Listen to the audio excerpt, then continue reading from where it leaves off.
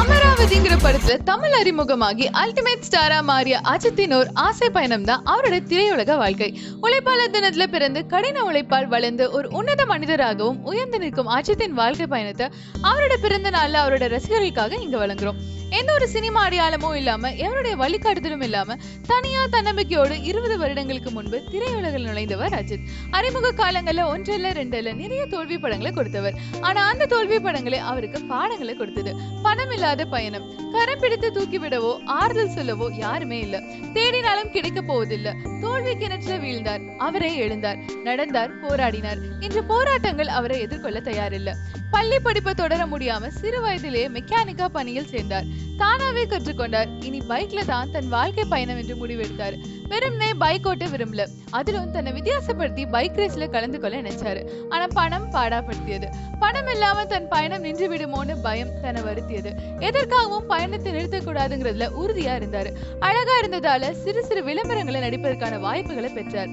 அழகா இல்லாவிட்டாலும் நிச்சயம் அவர் வாய்ப்புகளை பெற்றிருப்பார் என்பதே நிதர்சன உண்மை.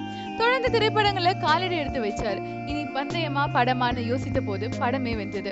தோல்வியின் தோழன், பாசமலர்கள், பவித்ரா, ராஜாவின் பார்வையிலே போன்ற படங்களை நடிச்சார். படம் வென்று வந்துவிட்டாலும் இவர் எதிர்பார்த்த வெற்றி ஒன்று கூட கிடைக்கல. இவர் ஆசையா எதிர்பார்த்த வெற்றி ஆசைப்படத்தின் மூலம் கிடைச்சது. இருந்த போதிலும் இவரின் வசன உச்சரிப்புகள் சரியில்லைன்னு வாய்ப்புகள் வர மறுத்தது. வான்மதி, கல்லூரி வாசல், மைனர் மாப்பிள்ளை போன்ற தோல்வி படங்களை கொடுத்தார்.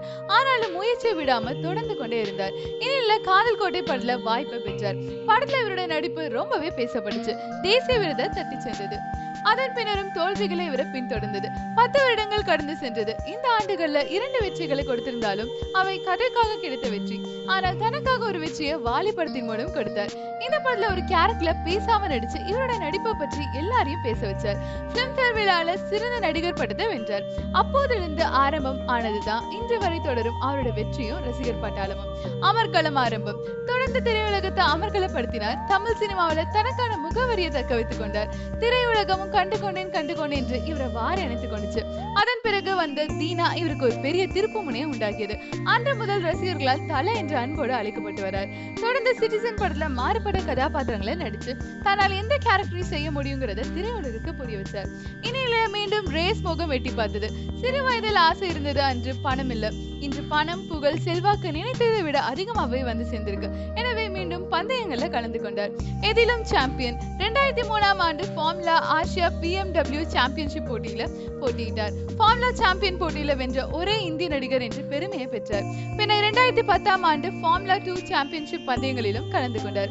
இந்த நிகழ்வுகளை பார்க்கும்போது ஒரு காட்சி நினைவுக்கு வருது. தீனா படத்துல தங்கை சிறு வயதில் ஆசைப்பட்டதை அவள் திருமண வயது எட்டிய காலத்துல வாங்கி கொடுப்பாரு அஜித். இதெல்லாம் எதற்குடா என்று அம்மா கேட்பாங்க.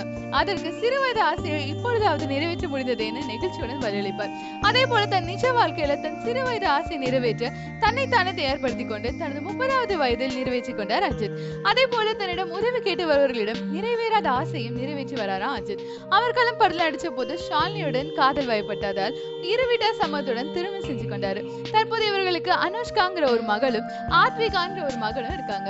அஜித்தின் ஆச்சரியம் அளிக்கும் விஷயங்கள். ஒரு முறை தனது குழந்தைக்கு பெயர் வைக்க கேட்டுக்கொண்டார் ஒரு தாய்.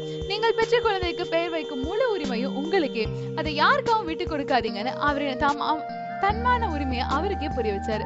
தனக்காக எதையும் செய்ய துணியும் ரசிகர்கள் இருந்தாலும் அவர்களை தன் சுயநலத்துக்காக தவறா பயன்படுத்தக் கூடாதுங்கிறதுக்காக ரசிகர் மன்றங்களை கலைத்தார். பவர் ஸ்டார் தனக்கு தானே பெயர்கள் சூட்டிக் கொள்பவர்கள் மத்தியில தனக்கு இருந்த அல்டிமேட் ஸ்டார் படத்தை துறந்தவர்.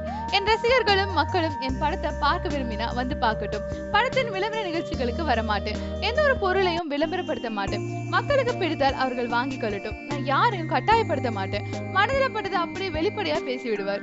சில நேரங்களில் சர்ச்சைகளிலும் மாட்டிக்கொண்டிருக்காரு. ஒருவருடன் போனில் பேசும்போது உங்களிடம் நான் பேச சரியான நேரமான கேட்டதுக்கு அப்புறம் தான் பேச ஆரம்பிப்பாராம். தான் நடித்த படம் வெளியான பிறகு ரிசல்ட் தெரிந்து கொண்டு அதை பற்றிய விமர்சனத்துல ஈடுபடவே மாட்டாராம். படம் முடிந்து சந்தைக்கு வந்து விட்டதுன்னு சொல்லுவாராம். இமேஜ் பற்றி கவலைப்படாம படங்கள்ல சால்ட் அண்ட் பெப்பர் லுக்ல நரைத்த முடியுடன் நடித்து வருபவர். எந்த இந்திய நடிகரும் செய்யாததை துணிச்சலுடன் செய்து வருபவர். தொடர்ந்து பல வெற்றி படங்களை கொடுத்து இன்று தமிழகத்தின் சர்ப்ரைசிங் ஸ்டாரா வாழ்ந்து வருகிறார். இன்று 43வது வயதை எட்டியுள்ள அஜித் அவர்களை வாழ்த்துறோம்.